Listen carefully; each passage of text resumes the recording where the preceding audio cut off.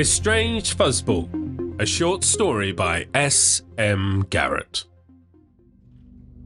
Everyone thinks physicists have nice sense of humour, slurred Mike as he pulled his seemingly equally as drunk assistant, Geneva, through the final security door.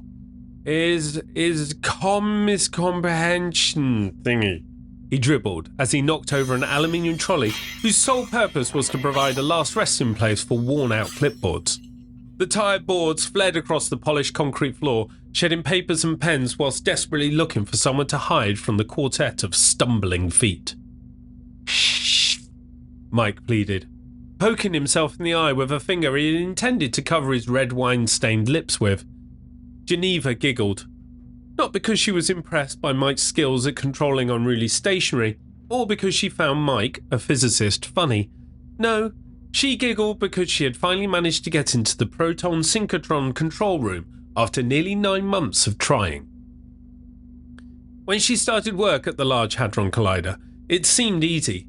The place was filled with stereotypical bumbling scientist types who had no idea where they were meant to be from one day to the next. She figured it would be a simple task to slip a leash, swipe a security card and stride into the world's largest collider and... well, in truth, she had no idea what the small vial of material she'd been asked to insert into the synchrotron would do. Still, she was a spy, not a physicist, so why should she? Mike had somehow danced through the clipboard slip hazard and was now slumped in a large wheelie chair in front of a bamboozling array of screens and computers. He spread his arms as wide as his legs and presented his prize to the unreasonably attractive new assistant. Geneva knew she was attractive. It was supposed to help in the saboteur role she trained 3 years for in a Siberian suburb. But it hadn't been enough. Here, the skills required to gain access to the secret important places were, well, actual skills? She'd failed numerous times to steal passes and in the end had to resort to a night class in particle physics to get a real qualification and a real promotion. Physicists weren't funny, but they were studious and meticulous regarding who should be doing important jobs. Newly qualified, she charmed Mike with her shiny new certificate and rapier equations, and finally, one Christmas party, 2 bottles of Chateau Neuf de Pape, a whisper in the ear and a not inconsiderable dose of Rohypnol substrate she was assured was untraceable and would only make him really drunk. They had finally entered the inner sanctum.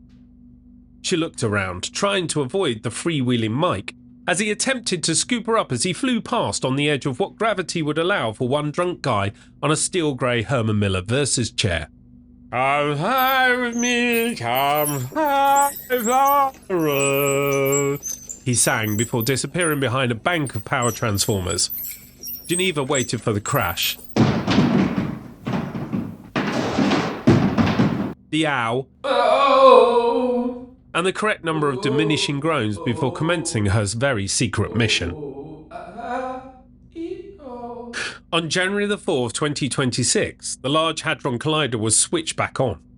The photons, or at least what the scientists assumed were photons, were spun up to 93% of the speed of light, and nearly 300 Christmas jumper-wearing laughter vacuums watched in utter astonishment as a brand new particle sprung into life. Geneva was 2,000 miles away, in Siberia at dinner with an amusing general, when the news of the failure of her mission was reported on the tiny portable television they had set up to watch the tragedy. It was not the news they were expecting. There had been no cataclysmic explosion, no unexplainable setback in particle physics, and no reduction in funding, pending a full investigation. Today, scientists at CERN are very excited to announce the finding of a brand new family of particles. After a series of tests, each repeating the same findings, the scientists can confirm that this new family of particles will revolutionize physics for years to come. Let's go live to CERN now. Mike's grinning face appeared on the screen. He was wearing the Christmas jumper Geneva had brought to him before she left. He was, as reported, very excited. I'm so excited to announce we have found a whole new family of particles. Because of the unique way these particles behave and the strange way they look, after my lovely assistant, we have called them fuzzball particles.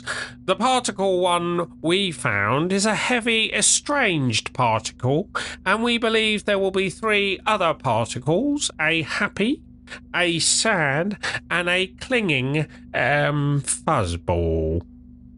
The reporter was struggling not to laugh.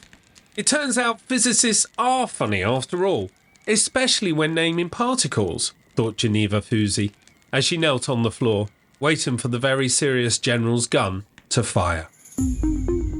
The end.